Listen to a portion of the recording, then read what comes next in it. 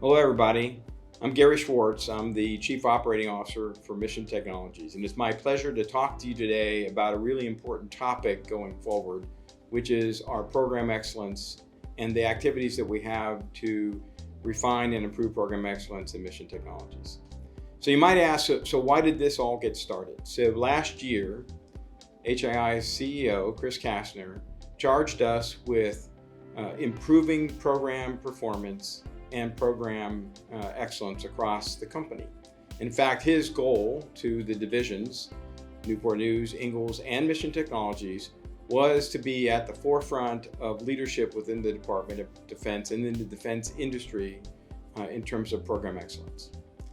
Now, right about the same time, the company was going through its risk planning for the next year, and the number 2 risk, as the company saw it, is program execution and program predictability, which fell right in line with the CEO's desire and push to really improve program performance across the organization. And as luck would have it, as we were independently looking at what we needed to do at Mission Technologies, we realized that because of our history of being born out of a series of acquisitions, and so think back, for those of you that used to be part of the legacy HII organization, that was nothing more than a collection of acquisitions. For those of you who were a Lion, that was also acquisitions that included MacB and Enlighten, among others. And so the idea was, how do you take this organization that had all these acquisitions where everybody was doing everything differently and try to have us operate as one cohesive organization when it comes to program excellence and performance? So all these things, the CEO's desires, the risks as the company saw them, our desire to improve and standardize across the different acquisitions that we had that make up our organization. Finally, the fourth factor is that MT is a global organization. So we have over 100 plus facilities. We operate in 16 different countries, all the time zones associated with that. When you operate like that, particularly at the speed that we do to support our customers, you can't operate in 1,600 different ways of executing programs. That's when mistakes happen. That's when you miss opportunities. So all of these things came together to drive us to make change. What are we doing given that we need to have program performance, excellence, predictability? So what we're doing is, if we start with standards, we created standards.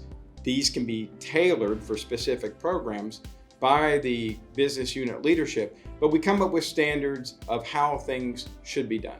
They're not overly specific in terms of it needs to be colored blue or needs to be written in all capital letters, but it's general as to what we need to accomplish in order to meet the objectives that we've just laid out. The other is we're developing a program manager's handbook, and we're developing the training that coincides with that handbook, and we're developing those in parallel. Both the handbook and the training will tell program managers how to implement the standards.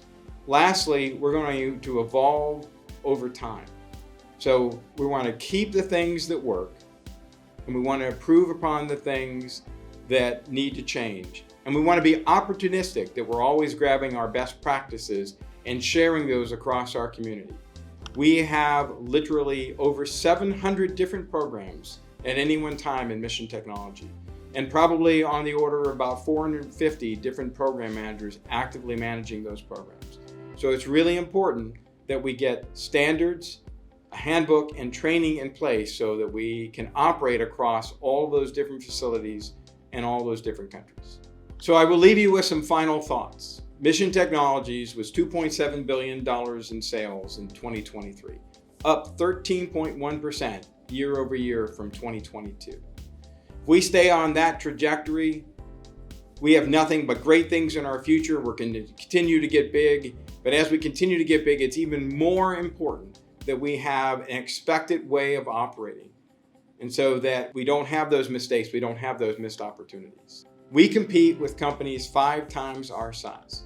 And if we want to continue to compete effectively with them, we're going to need these standards, and we're going to need the handbook and the guidelines and the training that we're going to ask you all to follow in order to compete. Lastly, recognize that while you who are supporting programs have a responsibility to your customer, you also have a responsibility to the company.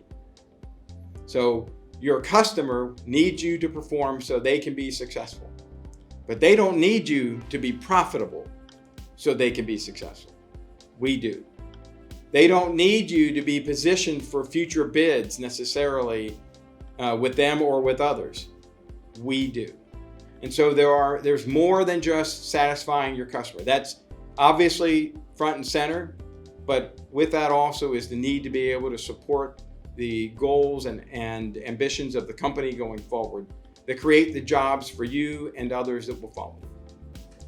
So in closing, let me leave you with this. This, like any other thing that we put in place here at Mission Technologies, is only going to work if you and your members of your team make it work. So it won't be perfect. There'll be things that need to get fixed. Let us know that. We'll work on changing those things.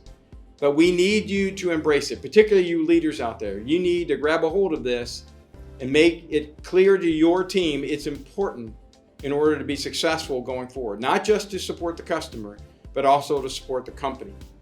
I know you can do it because I've seen the performance out there, and I've talked to many of you in the field working with the programs.